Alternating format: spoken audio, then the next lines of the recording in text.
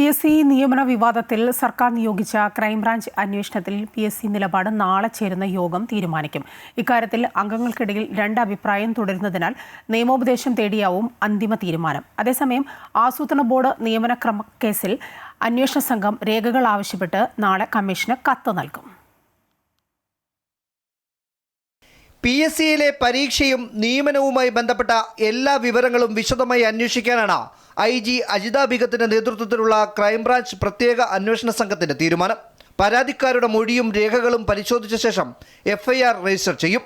പ്രാഥമിക അന്വേഷണ റിപ്പോർട്ട് 25-ന് DGPക്ക് കൈമാറും. PSC ഇൻഫർമേഷൻ ഓഫീസർ, ആസൂത്രണ ബോർഡ് ചീഫ് ഓഫീസർ, KAS പരീക്ഷകളിലെ ക്രമക്കേടുകൾ നടന്നതായാണ് പരാതി. രേഖകൾ ലഭ്യമാക്കാൻ SIT നാളെ PSCക്ക് കത്തു നൽകും. അതേസമയം PSC തുടരുന്ന ആഭ്യന്തര വിജിലൻസ് അന്വേഷണം തുടരണമോ എന്ന കാര്യത്തിലും രേഖകൾ നൽകുന്നതിലും തിങ്കളാഴ്ചത്തെ PSC യോഗം തീരുമാനമെടുക്കും. രേഖകൾ കൈമാറുന്നതിൽ അംഗങ്ങൾക്കിടയിൽ രണ്ട് അഭിപ്രായമാണ് നിലനിൽക്കുന്നത്.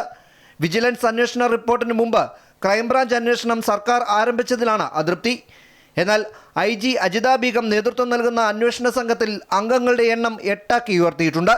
ADGP H വെങ്കടേഷിനാണ് മേൽനോട്ട ചുമതല. അമൃത ന്യൂസ്, തിരുവനന്തപുരം.